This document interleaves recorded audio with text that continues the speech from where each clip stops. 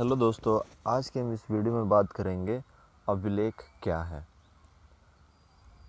अभिलेख उन्हें कहते हैं जो पत्थर, धातु या मिट्टी के बर्तन जैसी कठोर सतह पर खुदे होते हैं।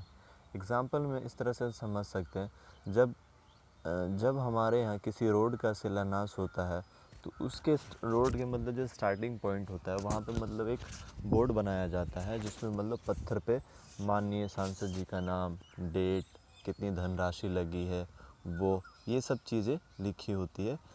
वैसी जगह पर मतलब कठोर जगह पे लिखना, जिसे हम कठोर जगह पे जो भी लिखा जाता है उसे हम अभिलेख कहते हैं उस टाइम में। ठीक है। अभिलेख में उन लोगों की उपलब्धियां, क्रियाकलाप या विचार लिखे जाते थे जो उन्हें बनवाते थे। ठीक है। अब मान लो कि मैं अभिलेख लिखवा रहा हूँ किसी चीज़ के बारे में, ठीक है, तो उसमें मेरे विचार होंगे, ना कि पूरी जनता की, ना किसी पूरी एक समाज के विचार होंगे। तो अभिलेख अमीर व्यक्ति भी बनवाते थे और राजा भी बनवाते थे उस टाइम में। और इसमें क्या लिखा होता था? इनमें राजाओं के क्रियाकलाप तथा महिलाओं और पुरुषों द्वारा धार्मिक संस्थाओं को दिए गए दान का ब्यौरा होता था। मतलब एक इन्फॉर्मेशन होता था कि हमने कितना दान दिया है, क्या किया है। ठीक है। और यानी अभिलेख एक प्रकार से अस्थाई प्रमाण होते थे। और अभिलेख जो क्या होते थे, एक मतलब एक पार्टिकुलर टाइम के इन्फॉर्मेशन, मतलब अभी के टाइम में नोट्स होते थे, एक प्रमाण होते थे कि हाँ हमने ये दिया है, आप हमारा ये देख सकते हो। ठीक है।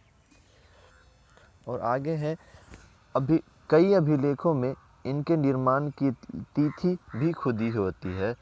जिन पर तिथि नहीं होती है उनका काल निर्धारित करना आमतौर पर पुरालिपि अथवा लेखन शैली के आधार पर काफ़ी सुस्पष्टता से किया जा सकता है।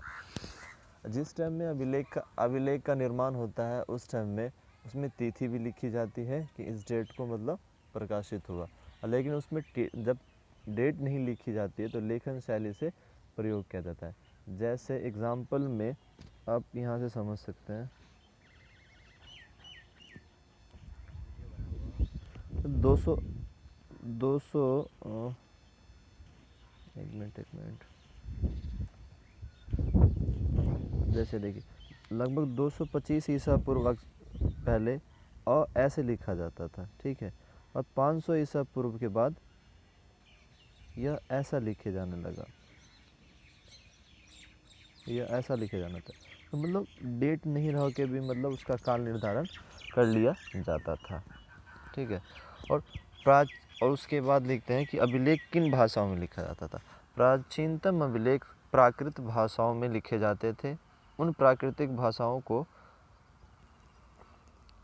कहा जाता है जो जन सामान्य की भाषा है, जो आम लोग चाल की भाषा हो, जहाँ पे अभिलेख लिखा गया है वहाँ पे की जन सामान्य भाषा हो। ठीक है। आपको यहाँ तमिल, पाली और संस्कृत जैसी भाषाएं के शब्द भी मिलते हैं, क्योंकि इन भाषाओं में भी अभिलेख मिलते हैं। यह संभव है कि लोग प्राकृत भाषाएं के सिवा अन्य भाषाएं भी बोलते थे। तो मतलब अभिलेख से हमें बहुत सारी इन्फॉर्मेशन मिलते हैं। किसी को इन्फॉर्मेशन देने के लिए भी अभिलेख का प्रयोग किया जाता है, और उसको मतलब फ्यूचर के लिए सेव करने के लिए भी अभिलेख का प्रयोग मिलता है। फॉर एग्ज़ाम्पल में आज के टाइम में आप कभी भी किसी के बड़े बड़े घर के सामने जाते हैं, ठीक है, या फिर किसी मतलब महापुरुष या किसी मतलब अच्छे सेलिब्रिटी, उसके घर के सामने एक बोर्ड बना होता है, ठीक है, विलास, डेट इतना से इतना, ठीक है, एड्रेस लिखा होता है। तो ये क्या है, इन्फॉर्मेशन का काम करते हैं। ठीक है। आज के वीडियो में इतना ही, मिलते हैं अगले वीडियो में।